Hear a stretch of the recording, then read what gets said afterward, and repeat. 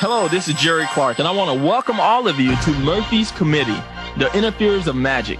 I am so excited about the material we're going to discuss on this tape. It is absolutely some of my favorite information to share with people who still have that twinkle in their eye. People like you who still have dreams and who sincerely want to turn their dreams into reality. Why do I say those who still have dreams, you may ask? Well, I'll be willing to bet $1 million that you, and yes, I do mean you, have already been pursuing your dreams, your goals, and your aspirations, and that most of you are still coming up empty-handed. I truly respect each and every last one of you listening to this tape program because you have not given up. You see, we all grow up as children with dreams of being somebody, with dreams of being great. But most of us, slowly but surely, get our dreams beaten out of us through the hardships and the daily challenges of life. And the easiest thing to do when you get slapped across the face a few times by life is to give up. And unfortunately, that's what most people do. But then there are a few driven individuals like you who want to know what is that outside force that tends to slap people across the face when they're pursuing their dreams and their goals and their aspirations. And what can you do to beat this strange force at their own game? Well, I'm here to tell you that the name of this strange force who wants to stop you from accomplishing your goals and your dreams is called Murphy's Committee. Murphy's Committee has a group of 5 members who have set up an operation in the universe that will test a person's level of commitment to the dreams, goals, and aspirations in which they're pursuing. I call them the Interferers of Magic. Briefly, let me give you a background on how this concept came to me. When I was 18 years old, I had developed a goal to be a millionaire by the age of 25 because at that age, I thought success was strictly a monetary accomplishment. Therefore, anything that anyone did that didn't involve making money, I thought was an absolute waste of time. Everything I did had something to do with making money. If I wasn't actually working to make money, I was studying something that I thought could make me money. I couldn't understand how people could read a book just for the enjoyment or the pleasure of it. I couldn't see how they could just sit back and watch TV for hours unless it had something to do with how they can better their financial situation. I couldn't see how people could work hard all week just to have the ability to go to parties and nightclubs on the weekend so they could spend all of their money on drinking and drugs and so forth.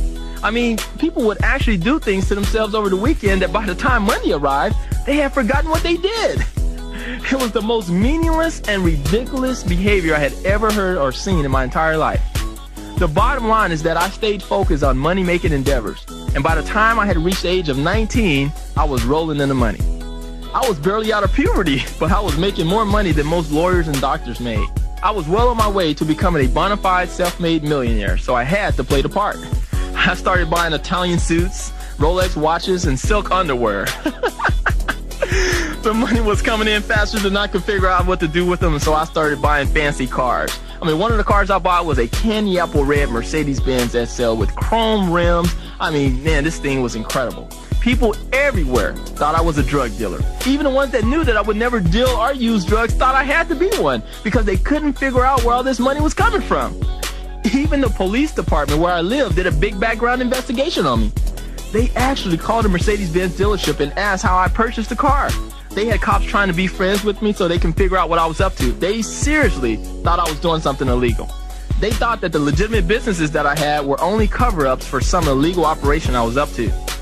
It was absolutely amazing at all the theories that people had with what I was doing. They actually spent mental energy trying to figure it out when all they had to do was kindly ask me and I would have gladly showed anyone. Well, the fact of the matter is they didn't ask and I didn't care. I just went about my own business of making money. I remember people telling me that I should stop and smell the roses, but I couldn't figure out how smelling roses could make me a millionaire by 25. I didn't even develop serious and committed relationships with my girlfriends because I thought that they would only slow me down. I was on track to making it big in America and I was loving every bit of it. By the time I reached 21, I had worked so hard and had made so much money that I thought I had arrived. By this time, I also started feeling very tired and worn out. I literally slept approximately 14 to 16 hours per week. Yes, that's 2 to 3 hours per night, and I did this for nearly 4 years. The toll on my body had finally caught up with me. I had completely burnt out. I was physically exhausted. I quit working all of my income-generating businesses and started spending the small fortune I had accumulated. I started hanging out in Beverly Hills and living like the rich and famous. I stayed at expensive hotels and dined at fancy restaurants. Before I knew it, I had spent tens of thousands of dollars and maxed out all of my credit cards. I remember looking at my savings account and seeing only $8,000 left. I was used to spending that in a month. This is when I realized that I was broke and that I was too tired to do anything about it. I remember thinking my life is over because I believed that once you have zero cash, once you had nothing at all left, that's it, you're gone. Well, to my amazing discovery, when I had finally reached zero cash, I realized I was still breathing, I was still alive.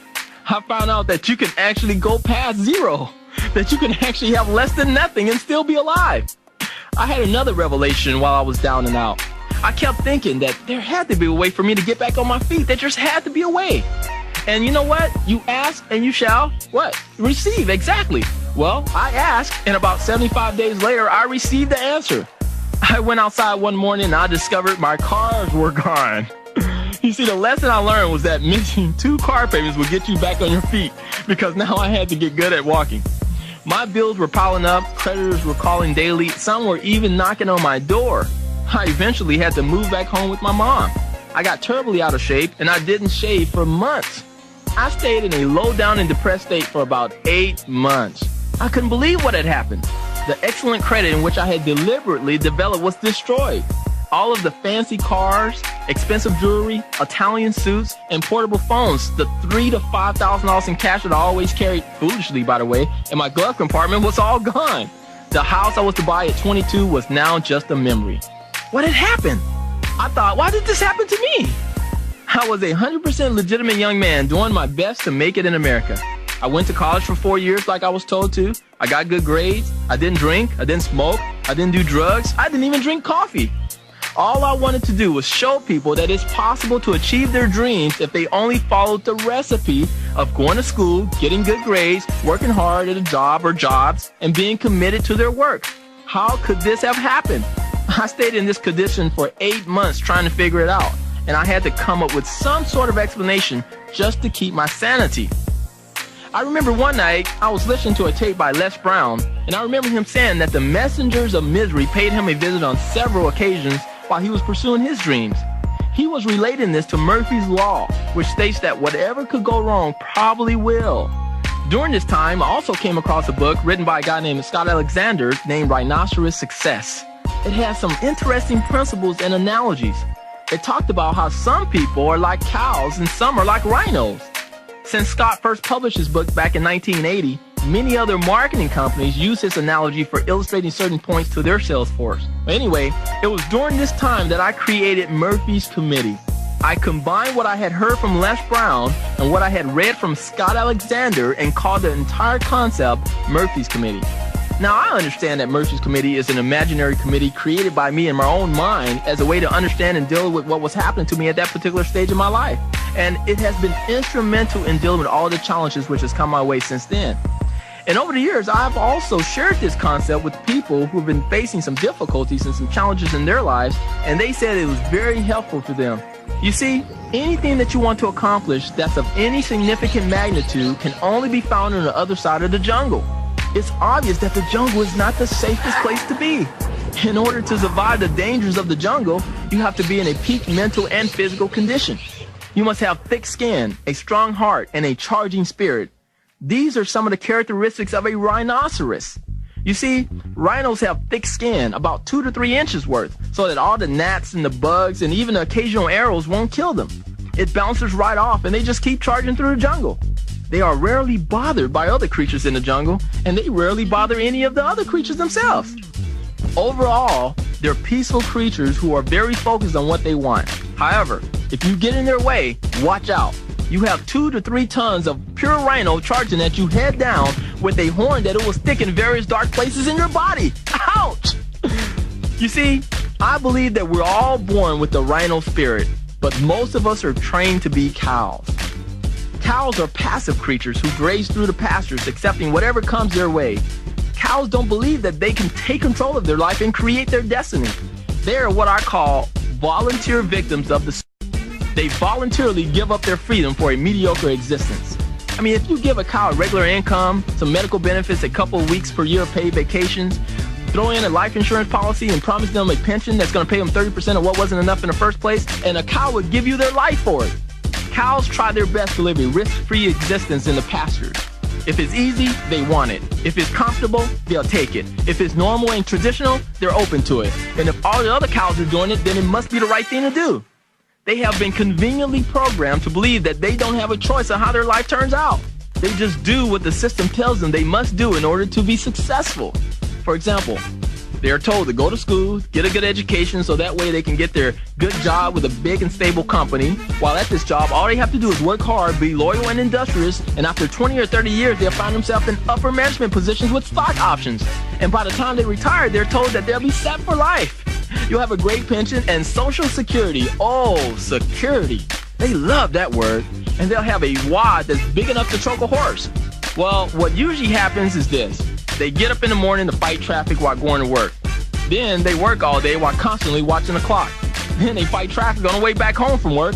They eat a little dinner, they watch TV, they take a shower, and they go to bed so they can repeat the same thing over the next day. They spend their whole week looking forward to the 2 days they have off. Then they complain because they have more month left at the end of the money. Family vacations consist of driving to the nearest campsite for the weekend. Or if they happen to fly to another city, they stay in cheap hotels and justify by saying, well, we're not going to spend much time here anyway, so let's just go ahead and stay in this cheap place. Everything cows do consists of tight budgets, and they constantly worry about not being able to pay their rent for occupying their space on the cow pasture. Now, don't get me wrong.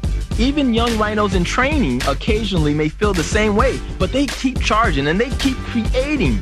You see, cows don't believe in creation. They believe in competition. They are constantly looking at the other cows to see if their grass is greener. Well, by the time they reach the point that they're supposed to retire, and the system tells them right around 65 years of age, they usually say something like this. The bottom line is this. They get the feeling that they've been had, but they still can't figure out what happened.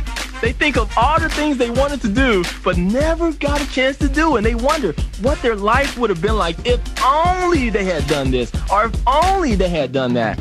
By this time, they realize that they are headed for the slaughterhouse. Cows live the most depressing lives that exist on our planet. And what's even more depressing than that is that they make up a majority of our population, at least 90%.